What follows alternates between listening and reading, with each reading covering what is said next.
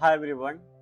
आज की क्लास में हम लोग पढ़ने जा रहे हैं important terms related to circuit breaker, जैसे arc voltage, restriking voltage, rate of rise of restriking voltage. ये सारे को हम लोग आज डिटेल से समझेंगे। तो चलिए इसको कंटिन्यू करते हैं। स्विच गियर एंड प्रोटेक्शन में आज पढ़ने जा रहे हैं important terms related to circuit breaker. चलिए इसको कंटिन्यू करते हैं। चलिए अब सर्किट ब्रेकर के बारे में थोड़ा सा रिवाइज करते हैं और ये सब क्या वेबफॉर्म बनाया हुआ है सबको अभी डिटेल से समझेंगे। सबसे पहले यहाँ जो डायग्राम है ये किसका है? जनरेटर का है। तो जानते ही हो तुम लोग, ये है जनरेटर, ठीक है, ट्रांसफार्मर है। और ये है सर्किट ब्रेकर। यहाँ पे लोड है आपका, यहाँ पे क्या है? लोड। अब मान लो यहाँ से जब सप्लाई आ रहा है, मान लेते हैं यहाँ से सप्लाई आ रहा है 11 kV, एग्जाम्पल के तौर पे यहाँ की सप्लाई आ रहा है 11 kV और यहाँ के करंट मान लो आ रहा है 100 एम्पियर। करंट आ रहा है 100 एम्पियर। यहाँ से आराम से करंट कहाँ? सर्किट ब्रेकर के थ्रू कहाँ जा रहा है? लोड को जा रहा है। तो कोई दिक्कत नहीं है। यहाँ पे कितना वोल्टेज है? 11 kV। और यहाँ से जो करंट चला है वो करंट चला है मान लो 100 एम्पियर। 100 एम्पियर करंट यहाँ ट्रांसफार्मर से होकर के सर्किट ब्रेकर से होते हुए कहाँ जाएगा? लोड को जाएगा। लोड को कितना मिल रहा है? Current 100 ampere. यहाँ पे मान लो ये जो ट्रांसफार्मर है वो क्या किया है? 11 kV को स्टेप अप करके 132 kV किया है। मान लीजिए इधर का जो वोल्टेज आएगा, इधर का जो वोल्टेज आएगा कितना आएगा बुआ? 132 kV। तो सर्किट ब्रेकर के पास जो वोल्टेज जो है, यहाँ सर्किट ब्रेकर के पास जो वोल्टेज है वो कितना है? सर्किट ब्रेकर के पास जो वोल्टेज है वो कितना है? 132 kV। और यहाँ जो करंट इसमें जो फ्लो हो रहा है वो कितना है? 100 एम्पियर। क्या चाहिए? ये तो जनरेटर है जो पावर जनरेट किया कितना? 11 kV। वोल्टेज कितना जनरेट किया? 11 kV। और यहाँ से करंट चला 100 एम्पियर। अब क्या हुआ? यहाँ पे ट्रांसफार्मर है। ट्रांसफार्मर क्या किया? वोल्टेज को स्टेप अप किया कितना? 11 kV से 132 kV। एग्जाम्पल के लिए लिए हैं, 11 kV से 132 kV जनरेट किया। तो यहाँ पे वोल्टेज कितना आएगा? 132 kV। और करंट यहाँ पे मान लीजिए कितना? यहाँ से करंट आ रहा था 100 एम्पियर और यहाँ से लोड को जा रहा था। सर्किट ब्रेकर के पास आपका वोल्टेज कितना है? 132 kV। और यहाँ पे करंट कितना आ रहा है बुआ? 100 एम्पियर। अगर हम इस वोल्टेज और करंट का वेवफॉर्म बनाएं, वोल्टेज और करंट का वेवफॉर्म, करंट का वेवफॉर्म, अगर वोल्टेज और करंट का वेवफॉर्म अगर हम बनाएंगे तो यही है आपका वोल्टेज का वेवफॉर्म। ये क्या है? ये वाला है आपका वोल्टेज का वेवफॉर्म। ये जो देख रहे हो ये क्या है? वोल्टेज का वेवफॉर्म है। और ये जो देख रहे हैं डॉटेड लाइन से देख रहे हैं, ये क्या है? करंट का वेवफॉर्म है ये। अब होता क्या है, आपका जो पावर सिस्टम है, आपका जो पावर सिस्टम है, यहाँ पे हमने ये माना है कि ये प्योर इंडक्टिव लोड है। यहाँ पे ये क्या माने हैं हम? प्योर इंडक्टिव है ये, प्योर इंडक्टिव, प्योर इंडक्टिव। जब प्योर इंडक्टिव मांगे हुआ तो यहाँ पे जो करंट का जो वेवफॉर्म होगा वोल्टेज से, वो क्या होगा? करंट आई जो होगा वो लैग करेगा। आई लैग बाई 90 डिग्री। यहाँ पे आपको ड्रॉ करना था वोल्टेज और करंट का वेवफॉर्म। किसका? सर्किट ब्रेकर के कॉन्टैक्ट का वोल्टेज और करंट का वेवफॉर्म ड्रॉ करना था। तो यहाँ पे वोल्टेज था कितना? 132 kV। और करंट कितना आ रहा था? 100 एम्पियर। तो अगर वोल्टेज और करंट का वेवफॉर्म ड्रॉ करोगे बुआ तो यहाँ पे पावर सिस्टम है प्योर इंडक्टिव लोड। ये क्या है? प्योर इंडक्टिव है, प्योर इंडक्टिव है। जो करंट का जो वेवफॉर्म होगा वो क्या होगा? वोल्टेज 90 डिग्री लैग होगा। और जब यहाँ से यहाँ तक का जो वैल्यू होगा वो कितना होगा? 90 डिग्री। यहाँ से यहाँ तक का वैल्यू कितना? 90 डिग्री। मतलब इंडक्टर का जो करंट है, सॉरी ये जो करंट है वो वोल्टेज से क्या होगा? 90 डिग्री लैग करेगा। मान लेते हैं कि वोल्टेज का अगर इक्वेशन है Vm sin omega T, current का वेवफॉर्म क्या होगा? आई इक्वल टू होगा Im sin ओमेगा टी या -90 डिग्री। काहेंगे आप -90? ताकि यहाँ पे करंट क्या होता है? वोल्टेज से 90 डिग्री लैग करता है फॉर प्योर इंडक्टिव लोड। और हम ये एज्यूम करके चले हैं कि हमारा जो पावर सिस्टम है वो प्योर इंडक्टिव है। यही है करंट का वोल्टेज का वेवफॉर्म। कब? जब फॉल्ट नहीं हुआ था तब। अब इस वेवफॉर्म से आपको क्या समझ में आता है? आपको जब देखोगे करंट और वोल्टेज का जब वेवफॉर्म देखोगे बुआ, तो यहाँ पे जब देखो, यहाँ पे करंट का वैल्यू है 0। जब करंट का वैल्यू है 0 तो उस समय वोल्टेज जो है वो मैक्सिमम है। अगर आप प्योर इंडक्टिव के लिए अगर वेवफॉर्म ड्रॉ करोगे, तो आपका जो करंट 0 टाइम पे जब करंट 0 होगा, उस समय यहाँ का वोल्टेज सर्किट ब्रेकर के कॉन्टैक्ट का जो वोल्टेज होगा वो क्या होगा, मैक्सिमम होगा। क्या है, मैक्सिमम। देख लो करंट 0 पे क्या है, ये मैक्सिमम है। यहाँ पे भी अगर तुम देखोगे करंट 0 है, तो यहाँ पे क्या है, वोल्टेज क्या है, मैक्सिमम है ये, है ना।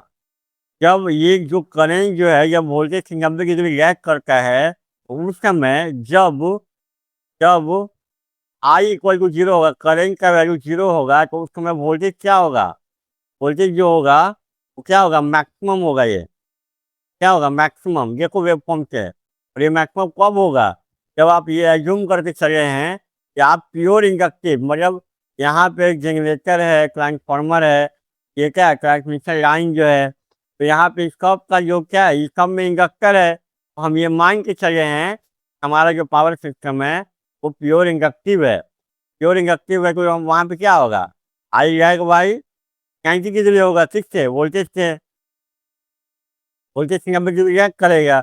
जब ऐसा जूम कर लोगे तो करंट का वैल्यू जब 0 होगा तो वोल्टेज क्या होगा, मैक्सिमम होगा। यहाँ पे वोल्टेज क्या होगा, मैक्सिमम होगा। देखो बुआ, यहाँ जो ब्लू वाला जो है यही क्या है, ये वोल्टेज का वेवफॉर्म है। ये क्या है, वोल्टेज का वेवफॉर्म है। और ये जो ये रेड देख रहे हो ये वाला, ये क्या है, करंट का वेवफॉर्म है।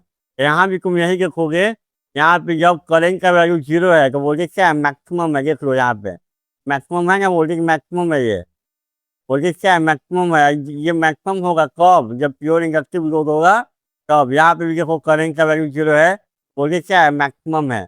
और ये कब का हम कंडीशन बता रहे हैं आपको, जब फॉल्ट नहीं हुआ है तब।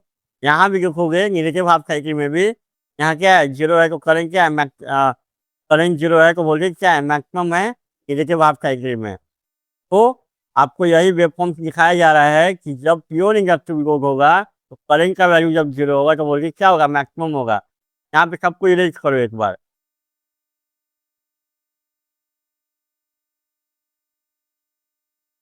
यहाँ पे यहाँ पे बुआ देखो, यहाँ पे भी क्या किए, ये वाला वेवफॉर्म दिखाया गया है। ये जो वेवफॉर्म है ना, इसका ये भाग दिखाया गया है। आपको ये बताने की कोशिश किया जा रहा है, जब करंट का वैल्यू 0 होगा, जब करंट का वैल्यू 0 होगा, जब आई 0 होगा, जब करंट आई इक्वल टू 0 होगा, उस समय वोल्टेज क्या है, देखिए यहाँ पे इसको ड्रॉ किया गया है। ये वाला ड्रॉ किया गया है, जो ये समझ में आ रहा है ना, ये वाला जो वेवफॉर्म जो यहाँ पे ड्रॉ किया गया है ना, उसी को ये ड्रॉ किया गया है। आपको ये बताने की कोशिश किया गया है कि for pure inductive load, for pure inductive load, inductive load आपका क्या है, जब आई का वैल्यू 0 होगा, जब आई का वैल्यू 0 होगा, यहाँ पे आई का वैल्यू 0 होगा, उस समय आपका जो वोल्टेज होगा वो क्या होगा, मैक्सिमम होगा। वोल्टेज क्या होगा, यहाँ पे जब आई का वैल्यू यहाँ 0 होगा, उसमें क्या होगा, वी का वैल्यू क्या होगा, मैक्सिमम होगा। ये नेटवर्क थ्योरी में आप पढ़े भी होंगे कि करंट और वोल्टेज का वेवफॉर्म कैसे ड्रॉ करते हैं फॉर प्योर इंडक्टिव लोड। चलिए अब इसको और देखते हैं आगे। देखो वो अब क्या हुआ, वेन फॉल्ट आकर, ध्यान से समझिएगा इसको। ये क्या है, जनरेटर है, ट्रांसफार्मर है, सर्किट ब्रेकर है, और यहाँ पे क्या है, यहाँ पे क्या था आपका, लोड। यहाँ पे क्या था, लोड। जब यहाँ पे लोड था तो मान लो यहाँ फॉल्ट हुआ, यहाँ पे फॉल्ट हुआ। जब यहाँ फॉल्ट होगा तो सर्किट ब्रेकर का जो कॉन्टैक्ट है क्या है, दोनों अलग होगा। दोनों देखो यहीं पे फिक्स कॉन्टैक्ट है और ये है मूविंग कॉन्टैक्ट। दोनों कॉन्टैक्ट अलग जब होगा तो यहाँ क्या बनेगा, यहाँ बनेगा आर्क। तो कोई दिक्कत नहीं है। जब आर्क बनेगा, यहाँ जब आर्क बनेगा तो आर्क यहाँ पे जब बना, दोनों कॉन्टैक्ट के बीच में आर्क बना, तो आर्क और यहाँ पे जो वोल्टेज होगा, यहाँ पे जो वोल्टेज होगा तो क्या बोलेंगे, जब आर्क यहाँ पे फ्लो करता रहेगा और यहाँ पे जो वोल्टेज रहेगा उस समय तो बोलेंगे आर्क वोल्टेज। यहाँ पे जब फॉल्ट होगा तो दोनों कॉन्टैक्ट अलग होगा, दोनों कॉन्टैक्ट अलग होगा तो यहाँ पे क्या फ्लो होगा, आर्क होगा। तो यहाँ पे जो करंट फ्लो होगा उसको बोलेंगे आर्क करंट, या इसको बोलेंगे I A R C, arc current. और यहाँ उस समय जो वोल्टेज होगा जब आर्क फ्लो करता रहेगा, उस समय जो यहाँ वोल्टेज होगा उसको बोलेंगे arc voltage, V arc, V arc. देखो जब हम आर्क वोल्टेज और आर्क करंट का जब वेवफॉर्म ड्रॉ करेंगे, कब? जब फॉल्ट होगा तब ना। जब फॉल्ट होगा तभी ना ये आएगा आर्क करंट। और उस समय जो यहाँ का वोल्टेज होगा उसको क्या बोलेंगे? Arc voltage. अगर इस दोनों का वेवफॉर्म ड्रॉ करेंगे तो देखो, ये जो देख रहे हो, ये वाला जो देख रहे हो, ये है आर्क करेंट, ये है आर्क करेंट। और उस समय जो वोल्टेज है यहाँ पे तो बोलते हैं आर्क वोल्टेज को। ये जो वेवफॉर्म है वो है आर्क वोल्टेज का। अब सुनो, यहाँ पे तुम ध्यान से देखो कि जब करंट का वैल्यू 0 है, आर्क वोल्टेज भी 0 है। देख लो ध्यान से, जब करंट का वैल्यू 0 है तो आर्क वोल्टेज भी उस समय 0 क्रॉस कर रहा है ना। देख लो यहाँ पे, करंट जब 0 क्रॉस कर रहा है तो आर्क वोल्टेज भी 0 क्रॉस कर रहा है। तो कहने का मतलब ये है कि आर्क यहाँ पे जो फ्लो करता है आर्क, वो प्योरली रेजिस्टिव नेचर का होता है। वो क्या होता है? प्योरली रेजिस्टिव नेचर का। मतलब यहाँ पे जो आर्क करेंट है और आर्क वोल्टेज, आर्क करेंट और आर्क वोल्टेज दोनों क्या है? प्योरली रेजिस्टिव नेचर का है। इसलिए जब आर्क करेंट और आर्क वोल्टेज का वेवफॉर्म ड्रॉ करते हैं तो जब करंट का वैल्यू 0 होगा तब आर्क वोल्टेज भी 0 होगा। लेकिन जब फॉल्ट नहीं हुआ था तो यहाँ पे जो करंट का वोल्टेज था उसमें कितना डिग्री का लैग था? 90 डिग्री का लैग था। कब? जब फॉल्ट नहीं हुआ था तब। जब फॉल्ट होगा तो सर्किट ब्रेकर के पास जो आर्क करंट और आर्क वोल्टेज होगा वो क्या होगा? प्योरली रेजिस्टिव नेचर का होगा। तो यहाँ पे क्या है? जब करंट का वैल्यू 0 होगा तो वोल्टेज का भी वैल्यू 0 होगा, आर्क वोल्टेज का वैल्यू 0। कब? जब आर्क करंट का वैल्यू 0। आई आर्क का अगर वैल्यू 0 है उस समय भी आर्क भी क्या होगा? 0 होगा। काहे 0 होगा बाबा? क्योंकि आर्क जो है वो प्योरली रेजिस्टिव नेचर का होता है। चलिए अभी सबको इरेज करो। अब ये डायग्राम क्या है वो समझना है, तो इरेज करिए सबको। अब यहाँ देखो बुआ, ये क्या बनाया हुआ है? तो ये जो है इसका इसका ये जो है इक्विवेलेंट डायग्राम है। इक्विवेलेंट डायग्राम है कब? इक्विवेलेंट डायग्राम कब? जब फॉल्ट होगा तब। जब फॉल्ट होगा तब। क्या है इस डायग्राम में वो समझिए। देखिए यहाँ पे ये जो वोल्टेज है तो ये वोल्टेज यहाँ पे है ना? ठीक है, वोल्टेज यहाँ भी है तो यहाँ भी रहेगा। अब यहाँ से लेकर के यहाँ तक सर्किट ब्रेकर, जनरेटर से सर्किट ब्रेकर तक जितना इंडक्टर होगा, जितना इंडक्टर होगा वो सारा का एक जगह जोड़ दिया गया है और यहाँ पे लगा दिया गया है। जनरेटर से, यहाँ जनरेटर है ना बुआ, ये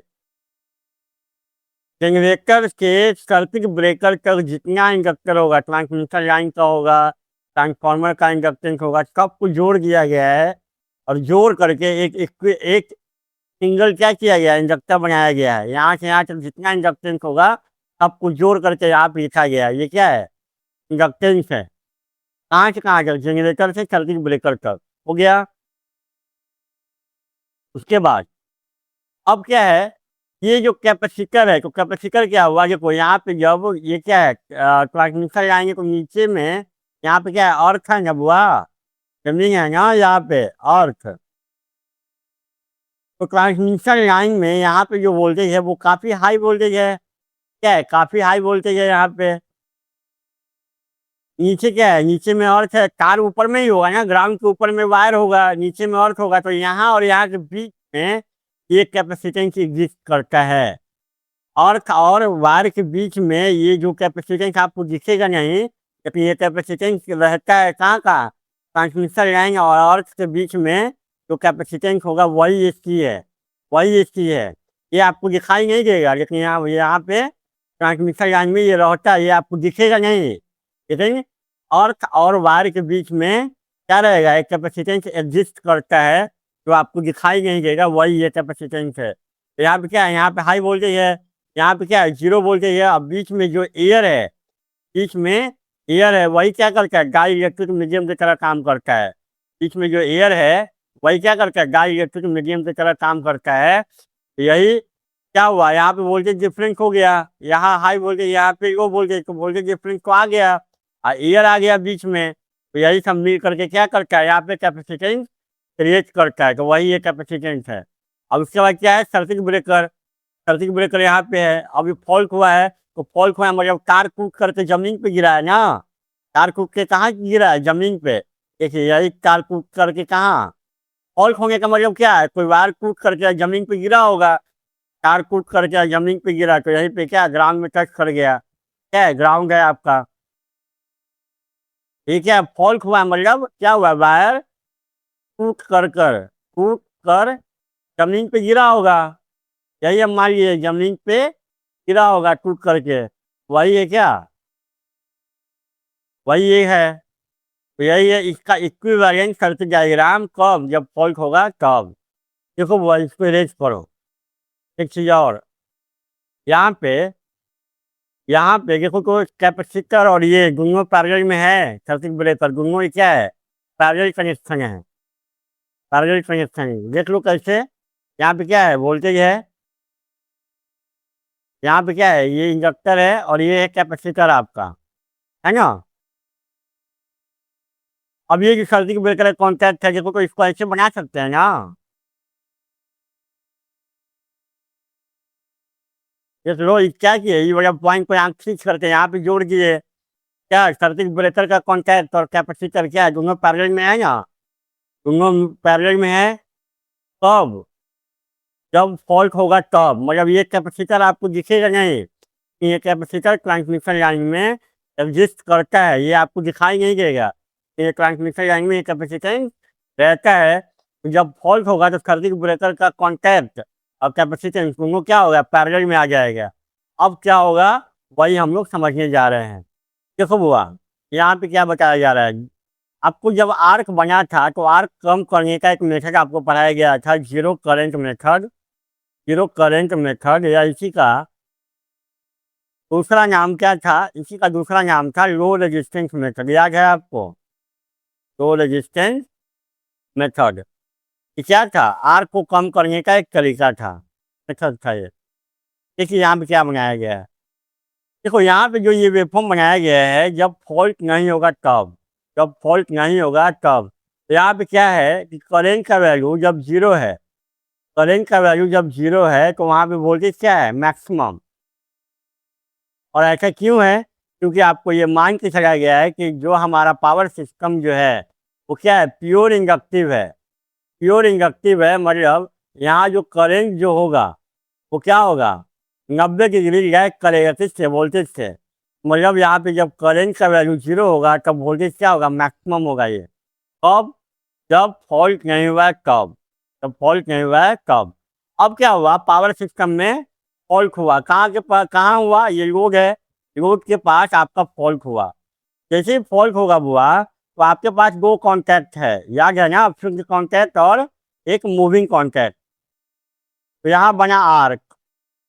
तो हमने ये बताया आपको कि आर्क जो है वो प्योरली रेजिस्टिव नेचर का है, प्योरली रेजिस्टिव नेचर का है, बताए ना अभी, प्योरली रेजिस्टिव नेचर का है। इसका मतलब ये है कि जब एक वैल्यू जीरो होगा उस समय यहाँ का वोल्टेज, आर्क वोल्टेज वो भी जीरो होगा, क्योंकि वोल्टेज और करंट ई और आई सेम फेज में होता है। कब, जब आपका रेजिस्टिव लोड रहता है तब।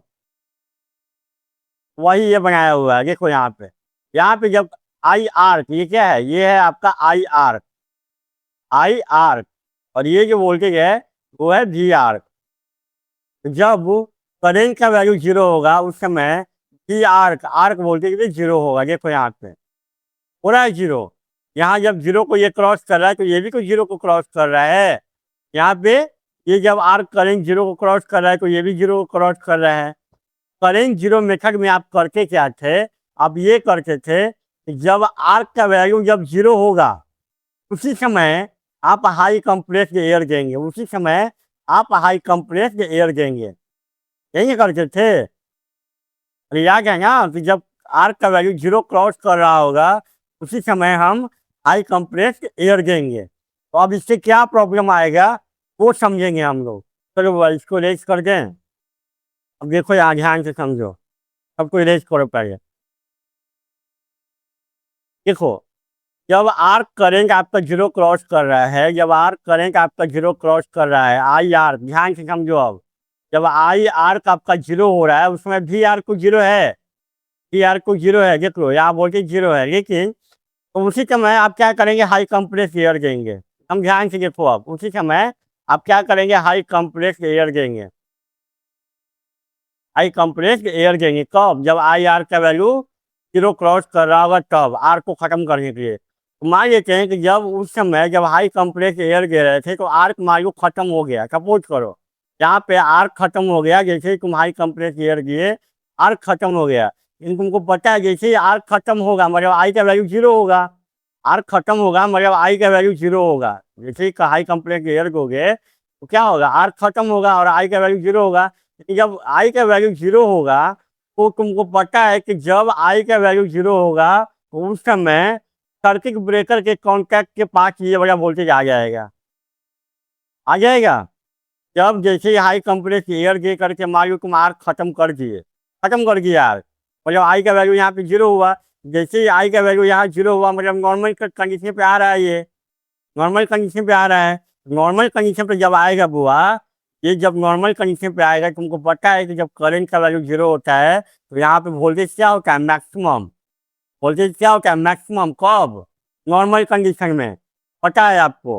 तो हाई कंप्रेस एयर जब यहाँ दिए तो आर्क खत्म कर दिए, हम ये मान के चल रहे कि तुम आर्क खत्म कर दिए। जैसे ही आर्क खत्म कर दोगे तो यहाँ पे सर्किट ब्रेकर के कॉन्टैक्ट के पास अब जो वोल्टेज आएगा वो मैक्सिमम वोल्टेज में आ जाएगा, ये नॉर्मल कंडीशन में। क्योंकि यहाँ पे जब करंट का वैल्यू जीरो होता है, यहाँ पे जब करंट का वैल्यू जीरो होता है उस समय क्या होता है, वोल्टेज मैक्सिमम। यही देखो, करंट का वैल्यू जीरो हुआ उसी समय वोल्टेज क्या आ गया, मैक्सिमम। अब ये जो वोल्टेज मैक्सिमम आया तो ये वोल्टेज ऐसे नहीं आएगा क्योंकि आप फॉल्ट को खत्म कर रहे थे। देखो बुआ, जब करंट का वैल्यू जीरो हुआ, यहाँ पे जब आर्क खत्म करोगे तो यहाँ पे जैसे ही आर्क खत्म होगा तो आई का वैल्यू जीरो, नॉर्मल वोल्टेज ये क्या मैक्सिमम वोल्टेज आएगा, यही मैक्सिमम वोल्टेज आ रहा है। लेकिन due to A and C, due to inductor और कैपेसिटर, इंडक्टर और कैपेसिटर के कारण ये जो वोल्टेज है वो ऐसा नहीं आएगा, वो कुछ इस नेचर का आएगा। ये क्या है, ये जो वोल्टेज है वो क्या है, ऑसिलेट कर रहा है, ऑसिलेट कर रहा है, ऑसिलेट। हुआ क्या कि जब तुम करंट का वैल्यू को जब जीरो किए, यहाँ पे जब करंट का वैल्यू जब जीरो क्रॉस कर रहा था, हाई कंप्रेस एयर करके आर्क खत्म कर दिए, आर्क खत्म कर दिए, मान लेते हैं कि आर्क खत्म कर दिए तुम, वहाँ नॉर्मल कंडीशन आएगा। जब नॉर्मल कंडीशन वहाँ पे आएगा बुआ, नॉर्मल कंडीशन में आपको पता है कि आई का वैल्यू जब जीरो होता है तो वहाँ पे क्या होता है, वोल्टेज मैक्सिमम। तो ये वाला मैक्सिमम वोल्टेज आना चाहिए था, ऐसा वोल्टेज आना चाहिए था वहाँ पे। लेकिन यहाँ पे इंडक्टर और कैपेसिटर के कारण, इंडक्टर और कैपेसिटर के कारण फॉल्ट हुआ था, तो इंडक्टर और कैपेसिटर रोल में आ गया था, ये दोनों रोल में आ गया था फॉल्ट होने के कारण। तो ये इंडक्टर और कैपेसिटर ये वोल्टेज को इस तरीके से नहीं आने देगा, ये क्या करेगा, वोल्टेज को ऑसिलेट कराएगा। यही वोल्टेज जो ऑसिलेट हो रहा है इसी को बोलते हैं री स्ट्राइकिंग वोल्टेज।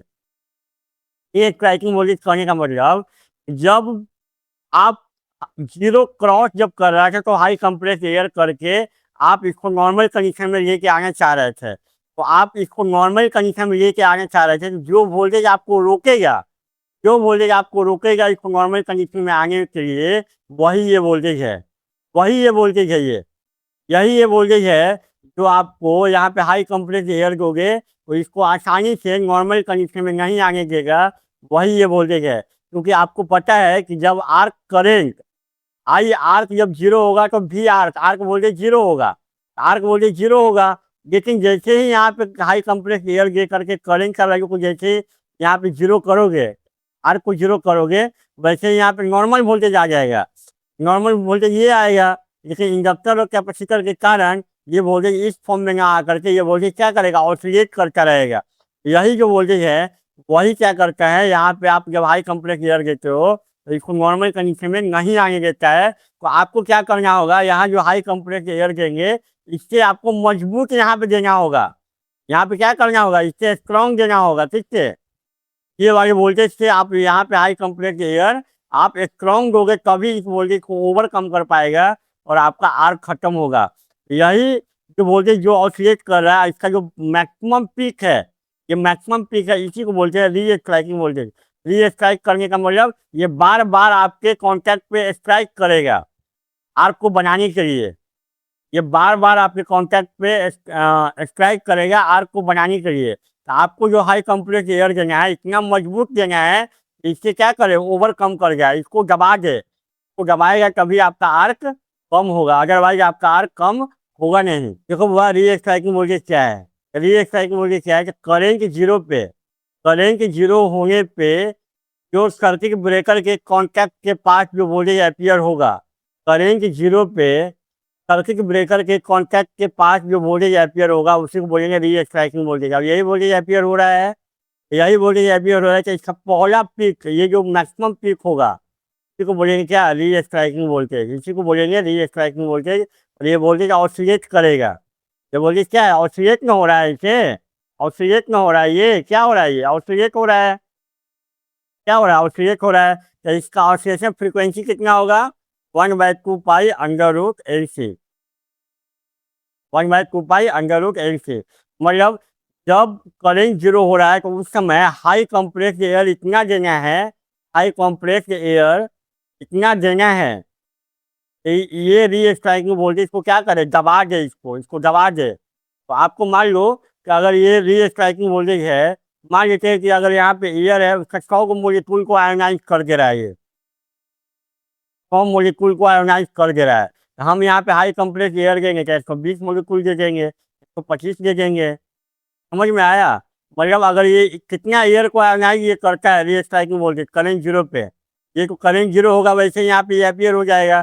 तो अगर मान लो ये 100 मोलिक्यूल को आयोनाइज कर रहा था, हम 120 125 दे देंगे यहाँ पे, ताकि एयर को ये आयोनाइज ही ना कर पाए ये री स्ट्राइकिंग वोल्टेज, और हमारा आर्क खत्म हो जाए। समझ में आया। मतलब यहाँ पे जो करेंट जैसे ही आप जीरो करेंगे, जीरो होगा उस समय आप हाई कंप्रेस एयर देंगे, हाई कंप्रेस एयर देंगे तो आपको पता है कि यहाँ पे री स्ट्राइकिंग वोल्टेज आएगा। री स्ट्राइकिंग वोल्टेज अगर 100 मोलिक्यूल को आयोनाइज कर पाता है तो हम यहाँ पे हाई कंप्रेस एयर उससे ज़्यादा दे देंगे। यहाँ पे ये इसको क्या करेगा, आयोनाइज नहीं कर पाएगा, और हमारा डाइइलेक्ट्रिक स्ट्रेंथ क्रिएट हो जाएगा, वहाँ पे डाइइलेक्ट्रिक स्ट्रेंथ बन जाएगा, और आपका क्या होगा, आर्क खत्म हो जाएगा। समझ में आया आपको। मतलब यहाँ पे जो वोल्टेज आएगा वो जितना एयर को आयोनाइज करता है उससे ज़्यादा एयर अगर यहाँ पे रहेगा, या यहाँ के आयन को डी आयोनाइज कर देंगे, डी आयोनाइज। और सारा मेथड है आपका, पढ़ाया जाएगा आपको टाइप्स ऑफ सर्किट ब्रेकर में। आयन को डी आयोनाइज करना है या फिर एसिड टैक देना है, जो देना है यहाँ पे जो री स्ट्राइकिंग वोल्टेज जो आएगा उससे आपको यहाँ पे ताज़ा देना है, ताकि ये उसको आयोनाइज न कर पाए और हमारा आर्क खत्म हो जाए। तो यही है री स्ट्राइकिंग वोल्टेज। मतलब करंट जीरो होने पे यहाँ कॉन्टैक्ट के पास जो वोल्टेज अपीयर होगा उसका पहला पीक को बोलेंगे री स्ट्राइकिंग वोल्टेज। और इसका इक्वेशन होता है, बुआ का इक्वेशन होता है, सबको इरेज करो। इसका इक्वेशन क्या होता है, इसका इक्वेशन होता है P C equal to P M 1 - cos omega N T. ये इसका इक्वेशन है किसका, री स्ट्राइकिंग वोल्टेज का ये इक्वेशन है। अब तुम देखो यहाँ VC लिखा हुआ है, VC क्यों, कैपेसिटर का वोल्टेज है। तुमको बताया है ना कि कैपेसिटर और सर्किट ब्रेकर का कॉन्टैक्ट क्या है, दोनों पैरेलल में है, दोनों पैरेलल में है। मतलब यहाँ का जो वोल्टेज होगा वही यहाँ का वोल्टेज होगा। यही री स्ट्राइकिंग वोल्टेज का ही क्या है, इक्वेशन है। इसका अभी हम डेरिवेशन भी करेंगे। VC equal to VM 1 - cos n omega T आया, कैसे ओमेगा एन का वैल्यू कितना होता है 1/√LC। यही क्या है, री स्ट्राइकिंग वोल्टेज का इक्वेशन है। ये वाला जो वेवफॉर्म है उसी का ये क्या है, इक्वेशन है। ये देखो ये क्या है, री स्ट्राइकिंग वोल्टेज का डिफिनेशन लिखा हुआ है। It is the transient voltage that appears across the contact और near current zero during arcing period. देखो यहाँ पे करंट जीरो हुआ है, तो उस समय यहाँ जो वोल्टेज अपीयर होगा यही है क्या, री स्ट्राइकिंग वोल्टेज, यही है री स्ट्राइकिंग वोल्टेज। और कुछ टाइम के बाद जब आर्क खत्म हो जाता है तो फिर आपका क्या आता है, नॉर्मल वोल्टेज आ जाता है। जो नॉर्मल वोल्टेज आएगा आर्क खत्म होने के बाद उसको बोलते हैं रिकवरी वोल्टेज। आर्क खत्म होने के बाद जो नॉर्मल वोल्टेज कॉन्टैक्ट के पास आएगा उसी को बोलेंगे क्या, रिकवरी वोल्टेज। और आर्क जब फ्लो होता रहेगा, जब आर्क फ्लो होता रहेगा उस समय कॉन्टैक्ट के पास जो वोल्टेज होगा उसको बोलेंगे आर्क वोल्टेज। समझ में आया। और करंट जीरो होने के टाइम जो वोल्टेज अपीयर होगा कॉन्टैक्ट के पास उसको बोलेंगे री स्ट्राइकिंग वोल्टेज। देखिए यही है करंट जीरो और यहाँ पे क्या है री स्ट्राइकिंग वोल्टेज है और इसका फ्रिक्वेंसी कितना होगा F equal to 1/2 pi under root L C. समझ में आया आपको।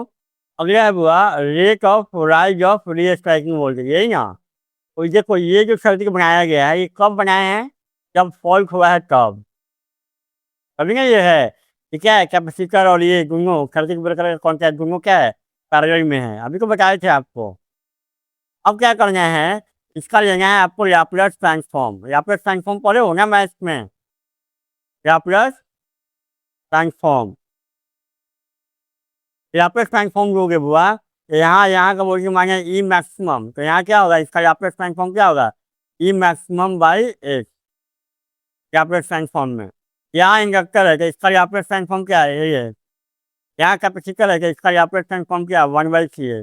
यहाँ करंट फ्लो हो रहा है, मान लो आई फ्लो हो रहा है, इसका लैप्लास ट्रांसफॉर्म क्या है आई है। हो गया। अब चलिए अभी सर्किट को सॉल्व कीजिए, सर्किट को सॉल्व कीजिए। यहाँ पे आई एच का वैल्यू बताओ, आई एच का वैल्यू क्या होगा केवीएल लगाओ, में केवीएल लगाओ तो आई एच का वैल्यू क्या आएगा ई maximum by H upon H into 1/c। अगर हमको यहाँ का वोल्टेज चाहिए, यहाँ का वोल्टेज चाहिए, मान लो यहाँ का वोल्टेज है VCH, यहाँ का वोल्टेज क्या होगा इसमें करेंट आई एस करंट ही आएगा ना ऐसे।